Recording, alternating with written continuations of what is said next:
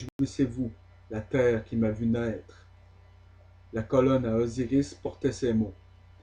Je suis le roi Osiris, qui a dirigé mes armées dans toutes les parties du monde, aux plus peuplés pays de l'Inde, du Nord, du Danube et de l'océan. Je suis le fils aîné de Saturne. Je suis né d'un œuf brillant et magique et magnifique, et ma substance est de même nature que celle qui compose la lumière. Il n'y a pas de place dans l'univers où je ne suis pas apparu pour conférer mon rite et faire connaître mes découvertes. Et le reste de l'inscription, bien sûr, a été détruit. Maintenant, alors qu'une inscription sur le pilier ou l'obélisque en l'honneur d'Isis peut être voilée, l'inscription sur l'obélisque dédié à Osiris ne l'est certainement pas. Il est né d'un œuf brillant et magnifique, et sa substance est de la nature même de ce qui compose la lumière. Il n'y a pas de place dans l'univers où je ne suis pas apparu. Osiris, bien sûr, était le soleil. En examinant le traité de Plutarque, les remarques liminaires semblent d'une importance particulière, mais mes amis, ces remarques sont tout à fait ignorées par les égyptologues qui font l'outrage de se limiter exclusivement à la fable qui constitue la plus grande partie de l'écriture. Si Plutarque, par un mot ou un symbole, a révélé encore une petite partie du mystère sacré, il se trouve dans les termes suivants. Car Isis, selon l'interprétation du mot grec, signifie la connaissance, de même que le nom de son adversaire professé, Typhon, signifie insolence et fierté. Un nom donc extrêmement bien adapté à un homme qui, plein d'ignorance et d'erreur, déchire en pièces et dissimule cette sainte doctrine que la déesse recueille, compile et fournit à ceux qui aspirent à la participation la plus parfaite de la nature divine. Maintenant, si vous avez un esprit vif, vous pouvez décoder toute autre chose que je vais vous dire dans ce programme et sans doute la suivante dans ce court paragraphe. Et je vous laisse méditer cela alors que je continue. Osiris, le dieu noir du Nil, doit être considéré comme la personnification d'un ordre d'apprentissage, car Plutarque l'identifie au-delà de la question avec la sainte doctrine ou la tradition mystère. Maintenant, rappelez-vous, je vous ai dit qu'Osiris est le symbole du soleil, mais le soleil était le symbole de la puissance du Dieu global de l'univers. Et plus tard, vous allez apprendre que la lumière, ou le soleil, représente quelque chose d'encore plus profond. Il représente, chers auditeurs, le savoir primordial, le don de l'intelligence.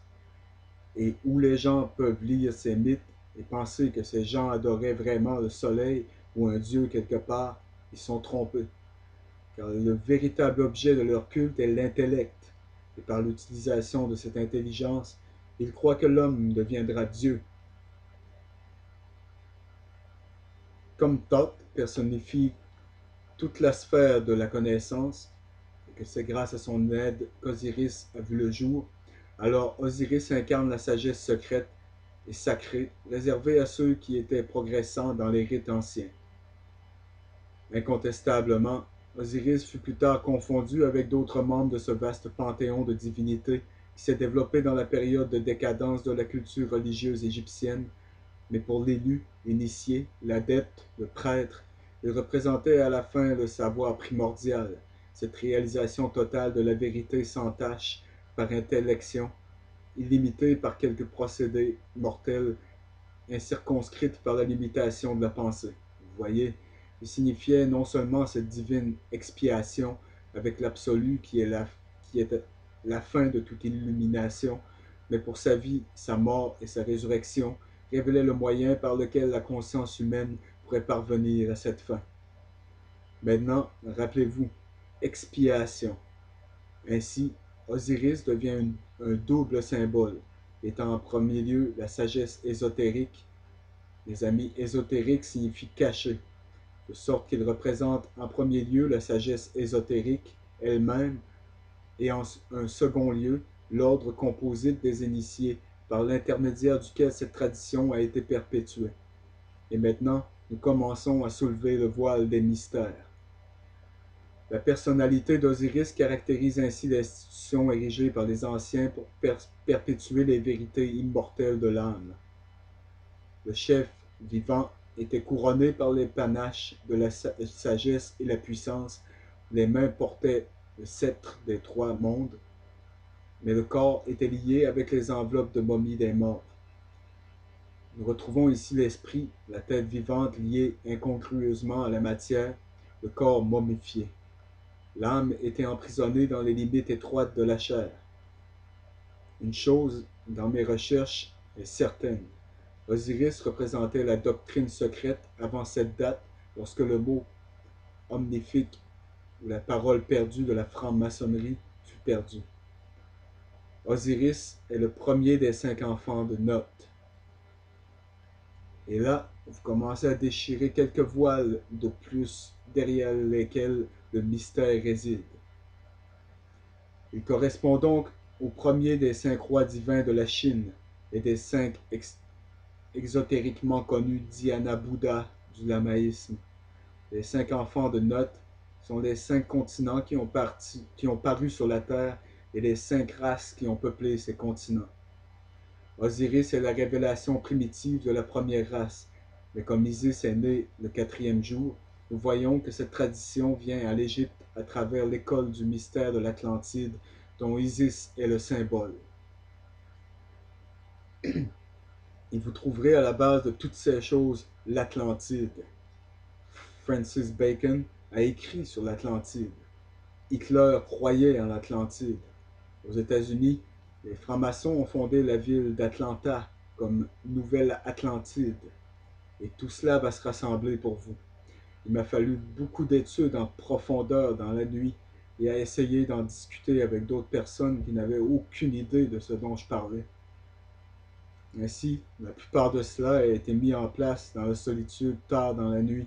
Et puis, quand j'ai créé mon organisation connue sous le nom de l'Agence intercitoyenne de renseignement commun, beaucoup d'autres ont commencé à aider et fournir des pièces et des morceaux d'information. Vous avez à jouer parfois par les règles de l'ennemi afin de battre l'ennemi, et nous battons les ennemis maintenant. À partir du règne d'Osiris, nous glanons l'histoire philosophique suivante. Il croit qu'il fut un temps, l'âge d'or, où la vérité et la sagesse gouvernaient la terre. Et cette aristocratie de la sagesse était un despotisme bienveillant. Et c'est ce qu'ils veulent rétablir. Bienfaisant pour qui? C'est la question. Dans lequel les hommes étaient fils à un état plus noble de l'être par la ferme main généreuse du sage éclairé. Ce fut la dynastie divine de la mythologie prêtre, roi, qui était qualifiée pour gouverner l'humanité par une vertu non seulement temporelle, mais par des attributs divins. Grâce à ces prêtres, Osiris, représentant de la tradition cachée, gouverna le monde entier par la vertu de la perfection résidant dans cette tradition. Ne manquez pas demain soir, les amis. Vous n'avez même pas commencé votre voyage. Bonne nuit et que Dieu vous bénisse, chacun de vous.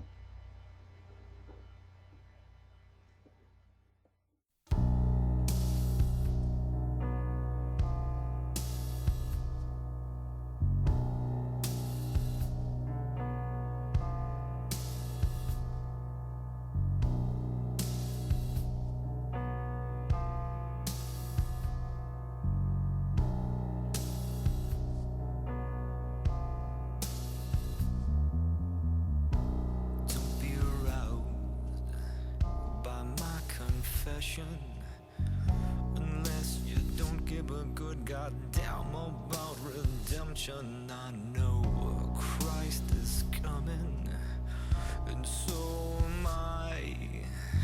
You would too if the sexy devil caught your eye. She'll suck you dry and steal your cry to be back in her bosom. She'll make you weep and moan and cry to be back in her bosom, to do it again. till I go blind. 'Cause nobody ever survives. Praying to stand around just until I can die a little longer. Saviors and saints, devils and heathens alike, she'll eat you alive.